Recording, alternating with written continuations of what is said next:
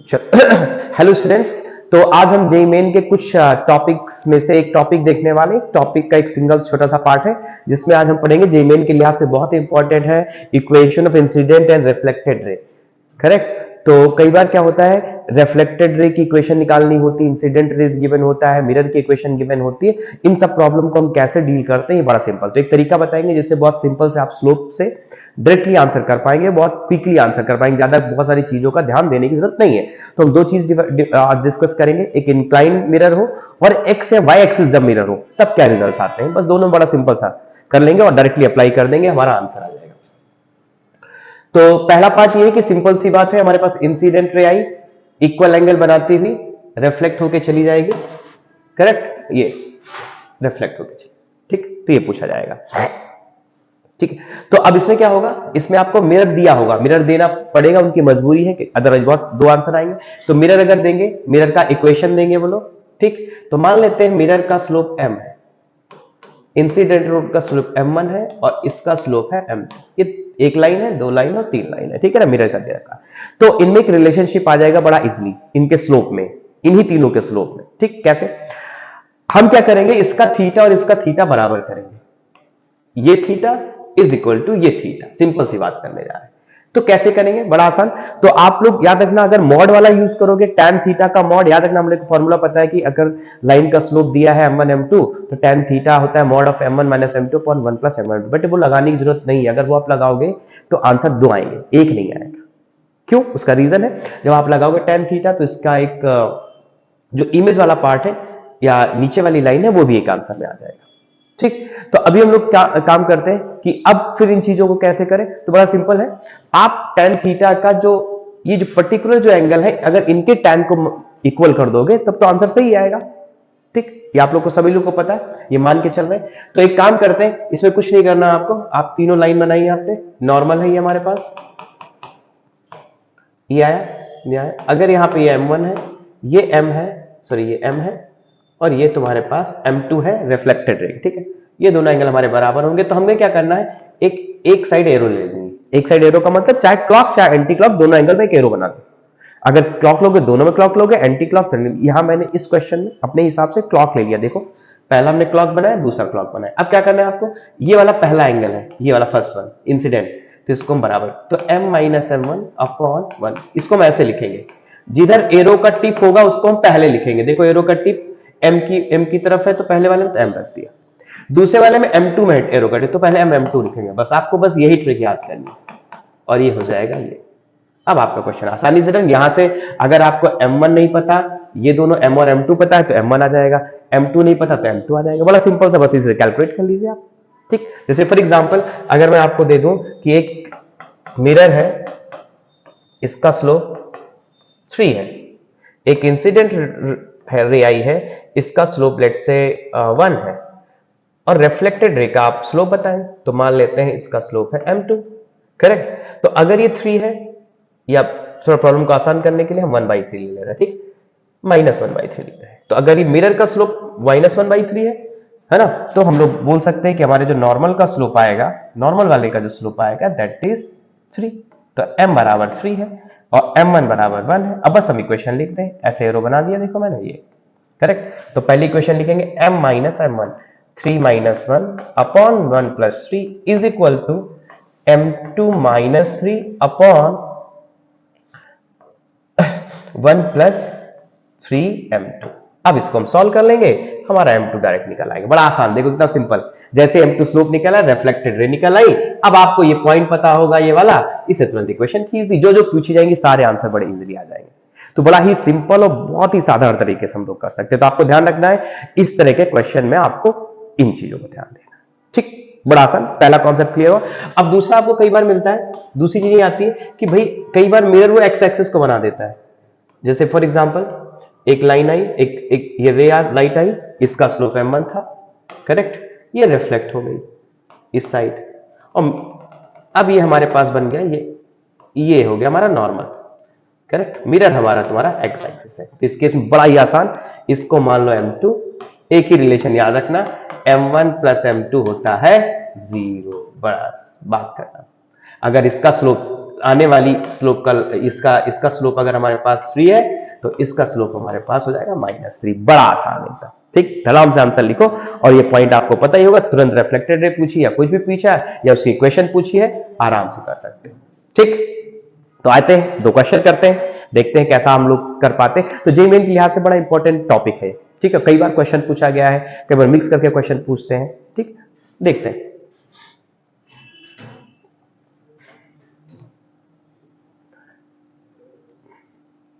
चलिए, ये है a light ray emits from the origin making an angle 30 degree.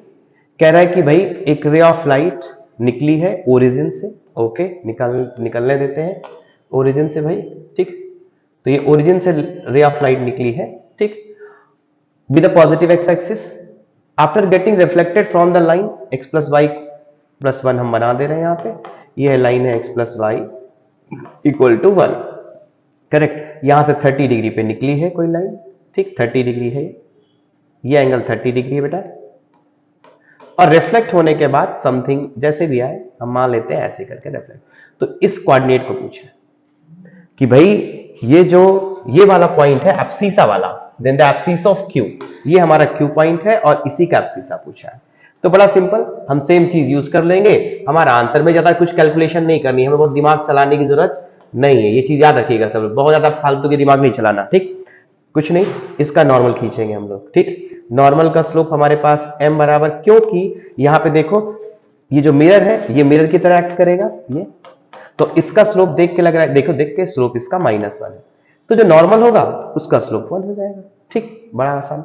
और इस लाइन का स्लोप tan 30 डिग्री होगा, क्यों, इसको m1 मान लेते हैं, tan 30 डिग्री क्योंकि दिया हुआ है, tan 30 डिग्री हो जाएगा 1/√3, इसका स्लोप आ गया tan 30, 1/√3, ठीक, ये आ गया। अब इसकी इक्वेशन, अब इसका स्लोप आप मान लो कि m2 है। अब एक साइक्लिक में लो, चाहे क्लॉकवाइज ले लो चाहे एंटी क्लॉकवाइज ले लो, तो हम इस क्वेश्चन में देखो भाई इस डायरेक्शन में ले रही है, बस बात खत्म। तो यहां से आ जाएगा 1 - 1/√3, जिधर एरो लगी दिस का स्लोप माइनस दिस का slope upon 1 + 1/√3 is equal to m2 -1 upon 1 + m2, ये आंसर आ गया, ठीक। अब देखो यहां पे आ गया √3 - 1 upon √3 + 1 is equal to m2 -1 upon m2 + 1। Componendo dividendo आप तुरंत लगा दीजिए, देखिए कंपोनेंडो लगाएंगे डायरेक्ट m2 आ गया आपका √3, करेक्ट। तो बड़े इजीली देखो हमारे पास पता चल गया कि भाई इसका जो स्लोप है दैट इज √3। अब बात खत्म, इसका स्लोप आ चुका है √3, m2 बराबर आ गया हमारे पास क्या, √3। अब रिफ्लेक्टेड रे की इक्वेशन हम कैसे निकाल सकते हैं, मुझे ये पॉइंट चाहिए होगा, ठीक। ये पॉइंट कैसे आएगा, ये ओरिजिन से लाइन पास कर रही तो इसकी इक्वेशन होगी 1/√3x, और ये टकरा गई है इस लाइन को x + y = 1 को, ठीक। तो आप बस y का वैल्यू यहां पे रख दी, x + x/√3 = 1। तो यहां से जब हम x निकालेंगे, ठीक, यहां से जब हम x निकालेंगे तो x आप लोग कोऑर्डिनेट देख सकते हैं, थोड़ा सा कैलकुलेट कर लीजिए, x यहां से आ जाएगा, x का जो कोऑर्डिनेट आएगा दैट इज √3 अपॉन √3 + 1। तो x कोऑर्डिनेट उसका आ गया, देखो √3 अपॉन जो मिरर जहां पे टकराया है √3 अपॉन √3 + 1, ये इसको r पॉइंट मान लेते हैं, r के जो x कोऑर्डिनेट आया, r का x कोऑर्डिनेट ही आया। अब y कोऑर्डिनेट कैसे निकलेगा, y कोऑर्डिनेट इज y = 1, इसमें भाई x निकल आया तो बस x रख दोगे तो y निकल आएगा, तो बड़ा आसान, 1 y कोऑर्डिनेट आ गया 1 अपॉन √3 + 1, बड़ा सिंपल, x और y कोऑर्डिनेट आ गया, हो गया काम खत्म, ठीक। अब हम रिफ्लेक्टेड रे देखने की कोशिश करते हैं, बस अब रिफ्लेक्टेड रे की इक्वेशन लिख दीजिए। रिफ्लेक्टेड यहां से पास करिए, y - 1 upon √3 + 1 is equal to, slope निकल के आया था √3, देखो रिफ्लेक्टेड, इसका स्लोप हम लोगों ने निकाला, सॉरी ये रिफ्लेक्टेड है, इसका देखो स्लोप हम लोग निकाले थे √3, ठीक। x - √3 अपॉन √3 + 1, क्योंकि तुम्हें q का कोऑर्डिनेट चाहिए इसलिए y का वैल्यू यहाँ पे 0 कर दो, बात खत्म, x देखो निकल के चला आया 2 अपॉन 3 + √3, ये आंसर आ जाएगा आपके पास 2 अपॉन 3 प्लस रूट 3, बड़े आसानी से। तो बड़ा सिंपल है कि आपको करना क्या है, बस वही रिलेशनशिप याद रखना है, बस हो जाएगा। बड़ा आसान सिंपल सा। चले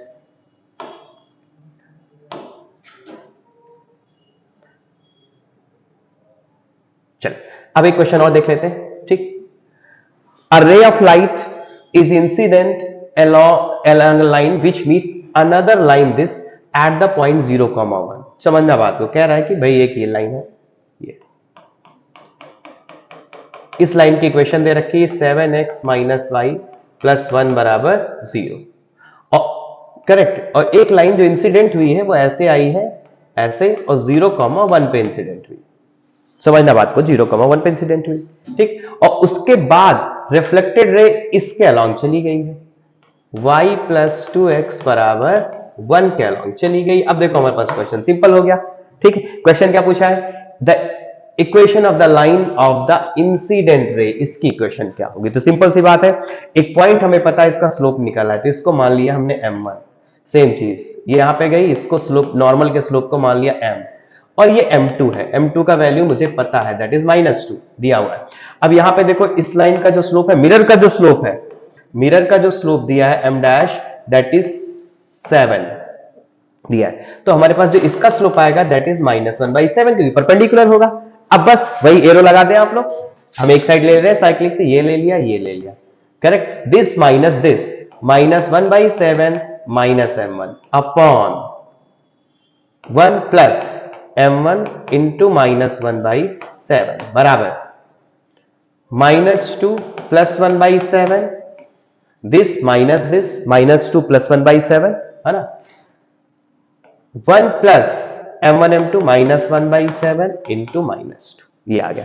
अब हम इसको कैलकुलेट कर लेते हैं, देखो -1 -7 m1 upon 7 minus m1 equal to, देखो -14 प्लस 1 दैट इज -13, यहां पे आ जाएगा 2/7, तो 7 से करोगे तो 9/7, ये आ जाएगा। देख लें आप लोग, ठीक। अब यहां पे थोड़ा सा कर लो तो ये माइनस माइनस सब प्लस हो जाएगा, मल्टीप्लाई कर लो 9, थोड़ा यहां पे कर लेते हैं, यहां आ जाएगा हमारे पास,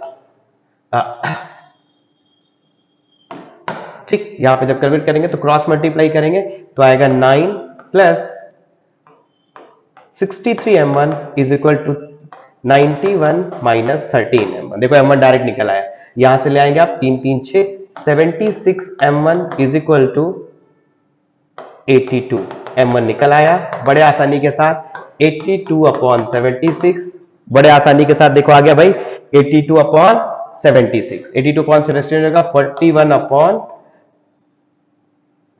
अपॉन 3 से करेंगे तो 38 आएगा, 41 अपॉन 38, बड़ा आसान। देखो आ गया भाई, स्लोप आ गया। अब इस इक्वेशन लिख दो, इस वाली इक्वेशन इंसिडेंट की, बड़ी आसान। तो इंसिडेंट की इक्वेशन हो जाएगी y - 1 is equal to m times 41 upon 38 और x - 0, हो गया काम खत्म।